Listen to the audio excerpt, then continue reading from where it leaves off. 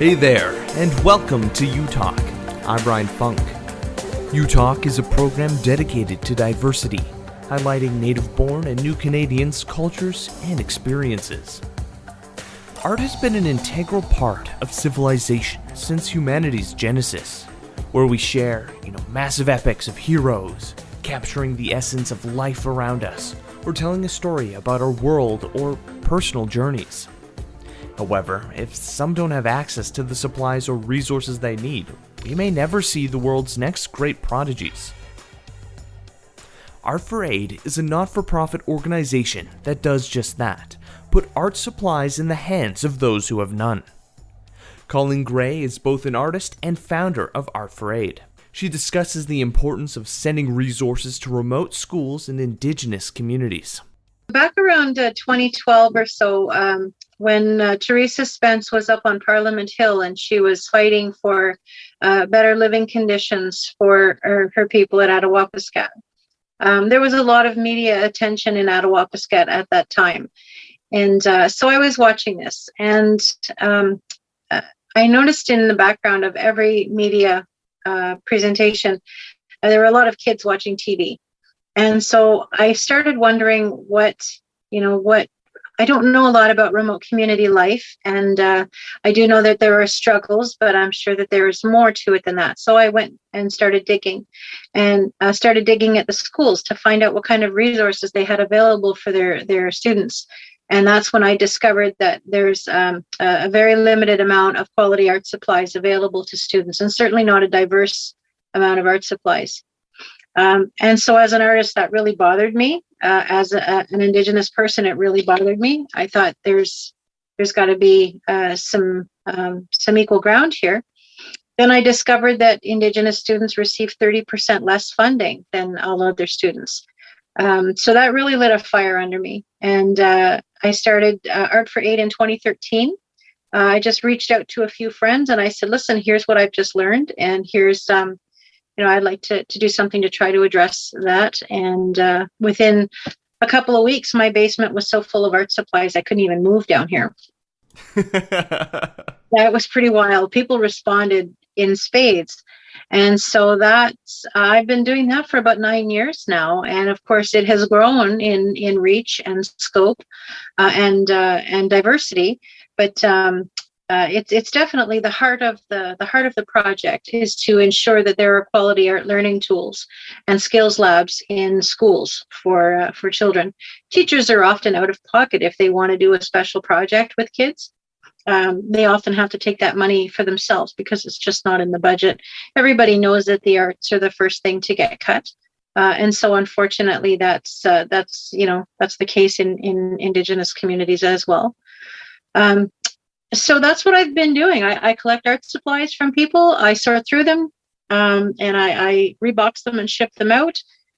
We try to connect with as many schools as we can. The website shows a very comprehensive and detailed look at the schools that we've shipped to. There's quite a few. 2020 really slowed things down for us with COVID. We immediately stopped shipping out. The last thing we wanted was to be a vector for a virus reaching a remote community. Yeah, no one wants to be that. No one wants to be on that road. So that meant I had a lot of art supplies on hand, and so we were working to contact some of the band offices and principals at schools to just see if we could ship some relief supplies.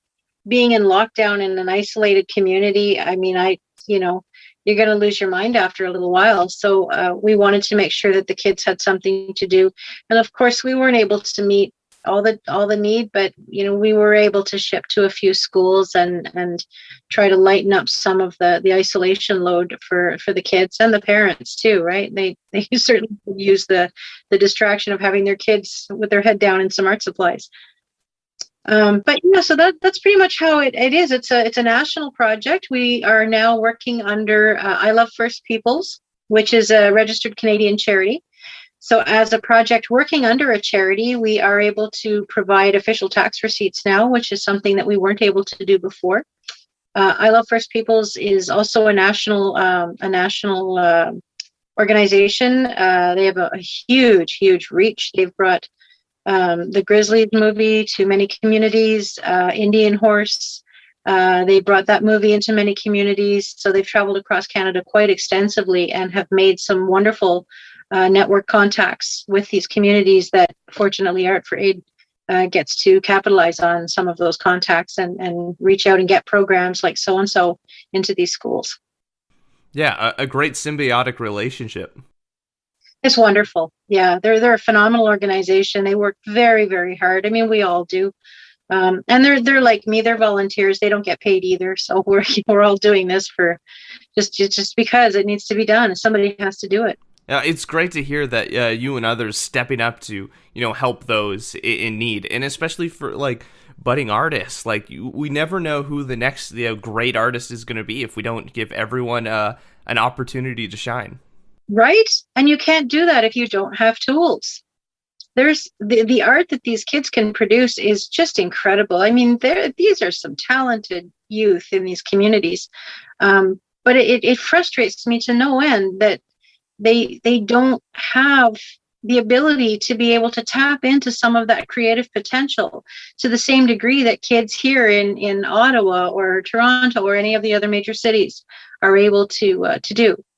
I wish we could change that. It's a big wheel to turn, but we're doing it a little bit at a time. There's a lot. There's a really big. Yeah. So what are some of the next steps? You help ship some art supplies out to these remote communities, but how do we kind of like build on that as just combined communities, to help out these people in need? Oh, there's so many ways to do that, Ryan.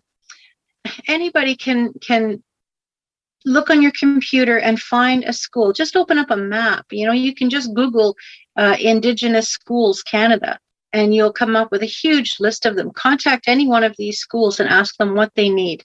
The Rotary clubs have been fantastic. They have been very, very supportive of all of my projects. And they're always looking for ways to help.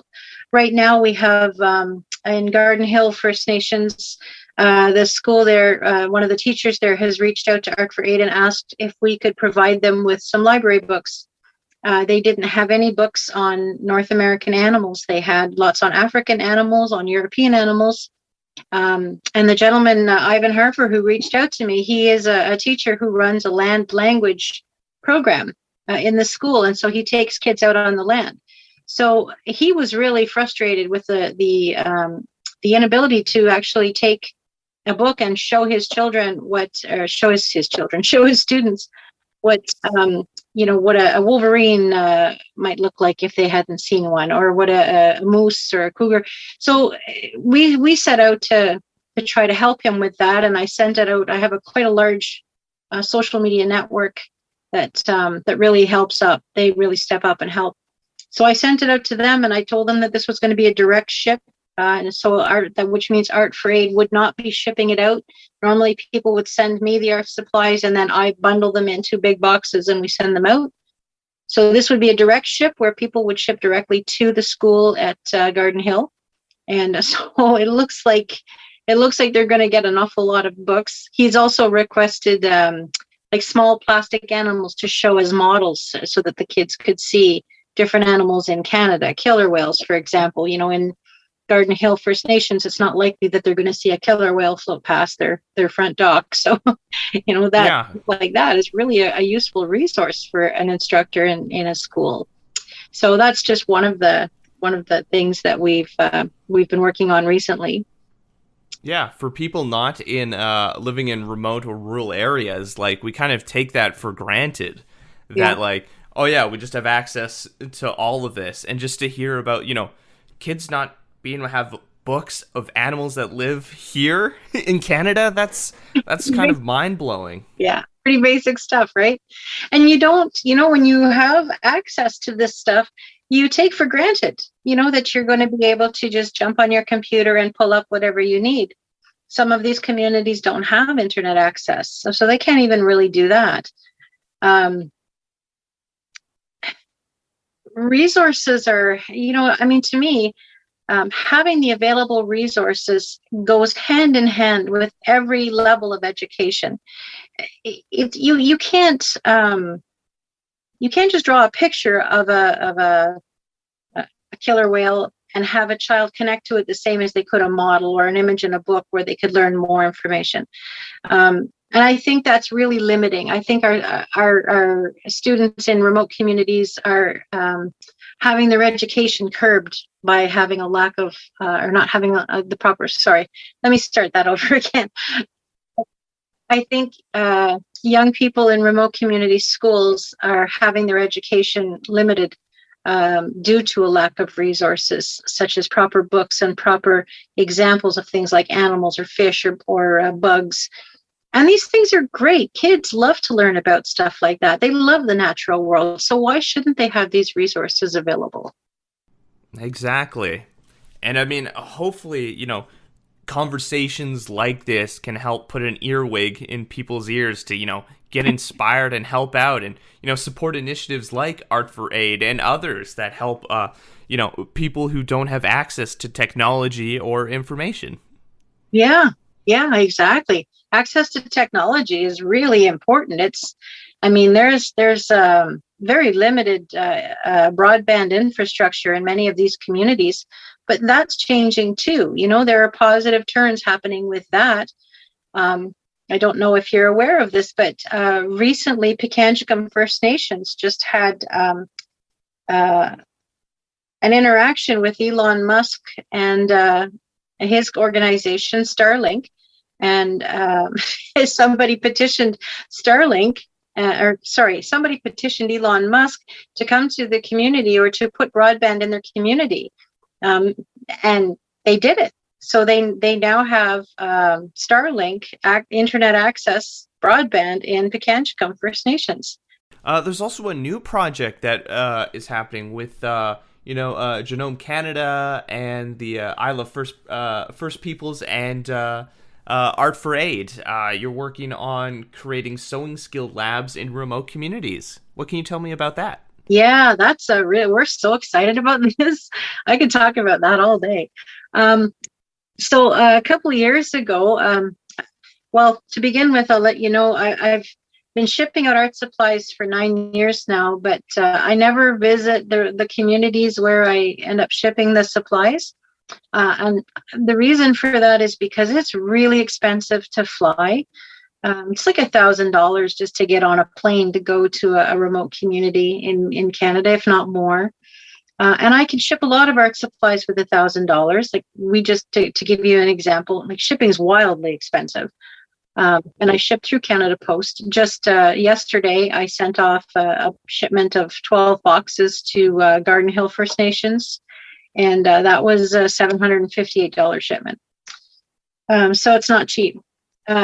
So to try to get sewing materials, when I went to, okay, let me start that over. So when I started working with I Love First Peoples, and they discovered that I've never been to any of the communities where I've shipped art supplies to, they decided to alleviate that. So they took me up to Natwashish in northern Newfoundland, and there I got to meet the teachers and the students, and I ran the Earth to Sky program up there, which helps young people connect through art to the natural world, and to offers them a bit of insight of how an Indigenous artist sees through the eyes of art and Indigenous spirituality. And so when I was there, I got talking to the teachers about what would they like to see.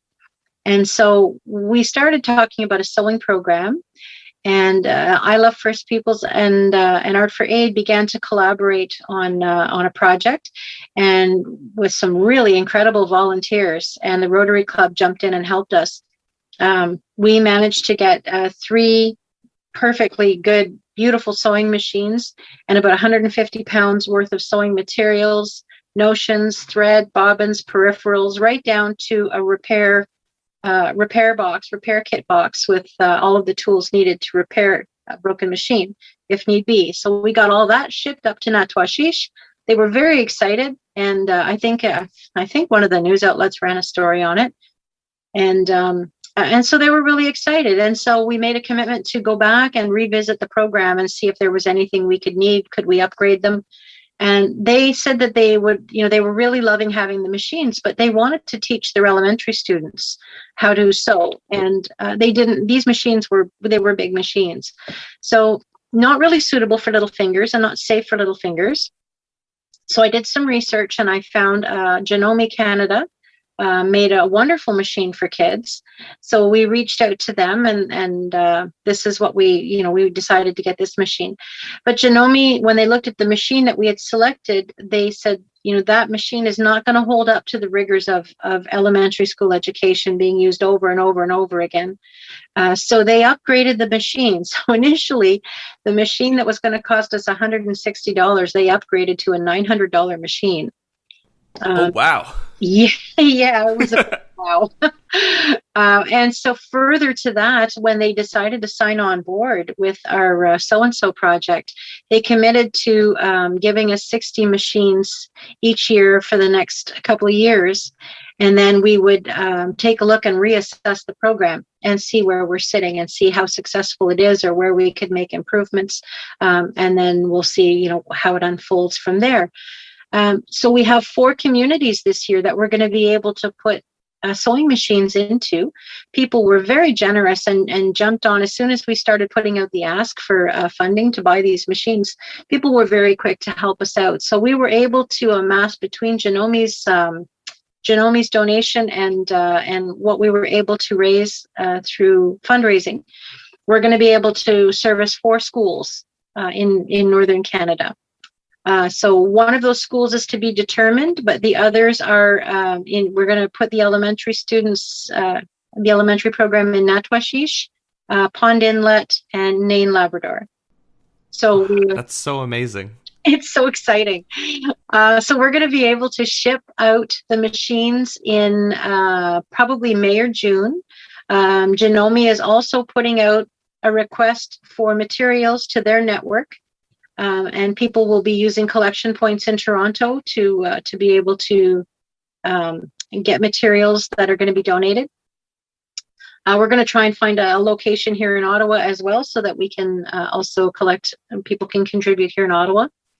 So we're looking at launching the program in September with all 4 schools. And so, we're just crazy excited about it. It's just great. We can't wait to do this. Yeah, that's just fantastic. Thank you. What are some other initiatives or projects that your organization is hoping to accomplish, especially as restrictions ease during COVID-19? One of the other things that we've just started initiating was we've begun working with the Bateman Foundation. Robert Bateman, who doesn't know Robert Bateman, right? He's an incredible Canadian artist, wildlife artist. And the Bateman Foundation has begun working with Art for Aid to bring remote community schools online learning. So what they do is they provide the materials for the student that wants to learn, and they teach students online how to create a good quality sketch. There are 3 levels to the learning program. The 3rd level is a more intensive learning program that a student can achieve certification to become an instructor. So there's just so many different things that the Bateman Foundation is working towards with Art for Aid. And we're really excited to be able to offer online learning to remote community students with the incredible team at Bateman Foundation. They've got some phenomenal artists. So that's pretty exciting. Yeah, it sounds like it. Yeah, it's really great. We haven't got, I don't think we have any schools signed up yet. We've got a couple of potential schools, but nothing concrete. So if there's any teachers, educators out there who are listening to this cast and are interested in getting linked up with the Bateman Foundation, if you have some students that might be interested in doing some online learning with their amazing artists, and it's all free, there's no cost to the school. Please connect with us at Art for Aid, and we'll be more than happy to get you together with them. Let me see, what else are we doing? I think that's it for now. I think I've probably got other plans in the hopper, but just nothing's coming to mind right now. But I always have all kinds of ideas that I jot them down and I put them in my ideas folder. And, I'm sure like at some point I'll be having a cup of coffee and go, holy smokes, here's a new one. And off I'll go. So how can people help support the organization, Art for Aid? We have an online store, the artforaidshop.ca. So as an artist, I use my art in two ways. So when I create a piece of art, I use the sales of the original artwork that I create go to pay my bills, because I'm a volunteer in this organization. I don't get paid. And I've never taken a salary. I've never taken anything for myself from this. 100% of it goes back to Art for Aid. So this year I've started taking the money from my original art sales and putting that in my bank as per the advice of my accountant. And everything that I make from my art, all of the prints, the cards, the posters, all kinds of different stuff, we have for sale on our store. And 100% of the proceeds from our store go back to Art for Aid for shipping and operations. We also have what's really, really great for remote communities. I've created Indigenous language posters in response to the COVID-19 calls to action. And when I started looking around at all the different posters they had to tell people to wash their hands and to keep distance and everything else, there was very little being represented for Indigenous language. And I thought that was quite a shortfall. And so I took some of my art and a few graphic design skills and created Indigenous language posters. One as a polar bear, the other one as an Indigenous woman sitting under a tree. And in, I think it's over 25 languages now, the posters say wash your hands in the traditional language. And so those are available as a free download off of our website as well for anybody that wants to print those out. They're wonderful 16 by 20 high resolution posters, and they look fantastic. They're beautiful. They're wonderful art, and a nice piece of art catches the eye. And so when something like that can draw your eye, remind you to wash your hands, that is the best way to combat COVID-19, is to keep our hands washed. So that was sort of my way of meeting a need that wasn't being met. And now the government of Canada is using them. They're being circulated quite a big network. So that was quite a surprise. I was really happy about that. So people can download those as well. Go shopping at our store. We've got some really cool gifts in there. If people want to make a monetary donation and they need a tax receipt, I would suggest you go to ilovefirstpeoples.ca. You can donate go under programs and you'll see Art for Aid, and you can donate directly to Art for Aid. And they have that money put into a holding account for me that I can draw from when I do need it for shipping. And I guess just kind of finally, why is it important to, kind of inspire and encourage, the next generation of artists, giving opportunities to everyone? Oh, man. Well, you know what? The next Daphne Ojig, the next Ron Neganosh, the next Norval Morrisseau, these kids are all there. These artists, the spirit of these incredible Canadian Indigenous artists is alive and well in all of these children. But if you don't have the tools, you can't find that. You've got to have art tools in order to be an artist, to practice art. And a lot of these kids don't know what they can do because they don't have access to the tools.